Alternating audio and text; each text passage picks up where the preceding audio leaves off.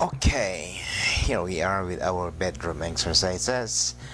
And one of the challenges my first therapist told me to do was to touch my nose and my chin. Okay, so I thought it was easy because it is all in my mind. It was kind of easy to do things. But when I tried to move my weak arm, which is now my right hand, I just even can't move it like the way I want it to be.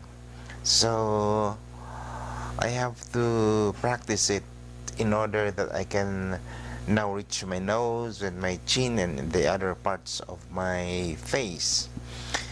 So the first thing I did was to uh, let my good hand reach for it and then try to raise it up like this and see the power and maybe move a little bit like that.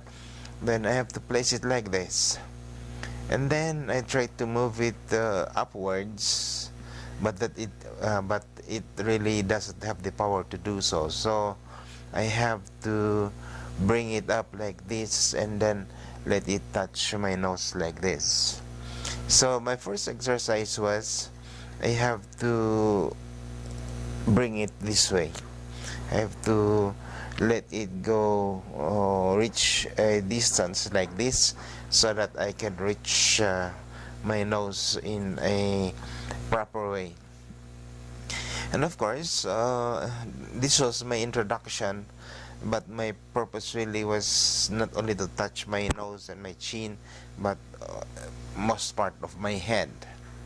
And I have to undergo heavier exercises besides moving my hand like this or letting it stand like that and then control its movement, because previously this was what I done. I said, what if I just let it stand this way and let it see how is the power, and usually it just go this way because it has no power. If not, I let it stand this way and then it just fall like this.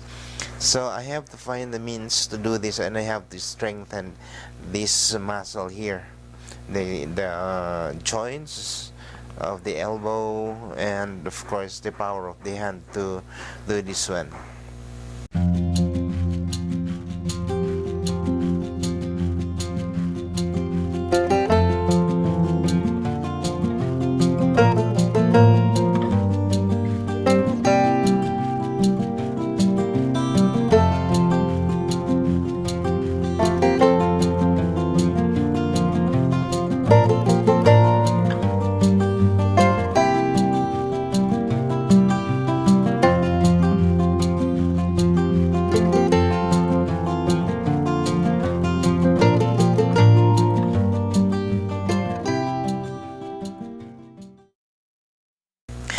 And here's the one thing that I did to improve this kind of movement.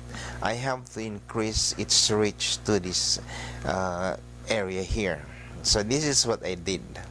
I held it like this, and then I let it reach above my head and beyond if possible.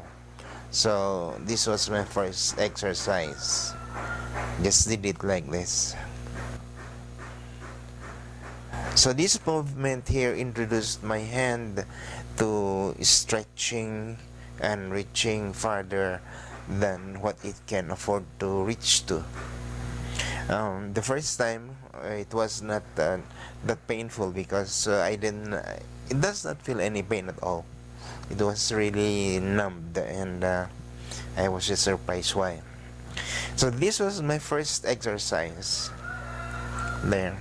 The left hand, the good hand, has to assist in moving the arm like this because, as I have said, the weak arm does not have any power at all to do things on its own. So it has to be introduced to this kind of movement before it can go to another more independent way of doing it.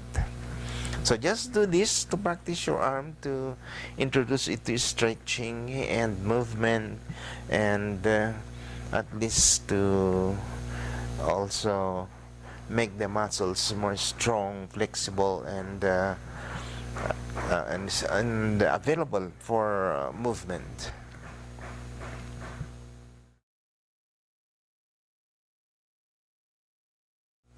So after making the initial moves by using the stronger hand to lift this one and reach upstairs, this time um, the weak hand has to do the exercise by performing it itself.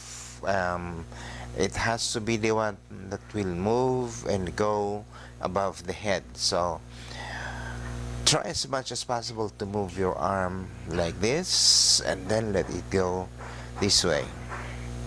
Now, you have to be aware that when you move this way, the tendency is this elbow here and the shoulder joint here is quite loose, and what happens is that when the arm is on this stage, it will just fall off like that, and it causes a little bit of pain on the shoulder here. So if you're here and you know you still can the weak hand cannot control its downward movement, then this one has to be here to get to receive the downward movement, and then slowly put it down.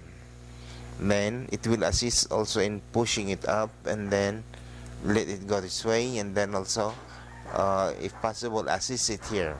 But if you like to just let it fall, okay, then you do this again and then let it go like this one, and then this one will be here to assist just in case this one will just fall like that, so that it will not cause a sudden fall and pain to the muscles on the arm here as well as on the shoulder joint.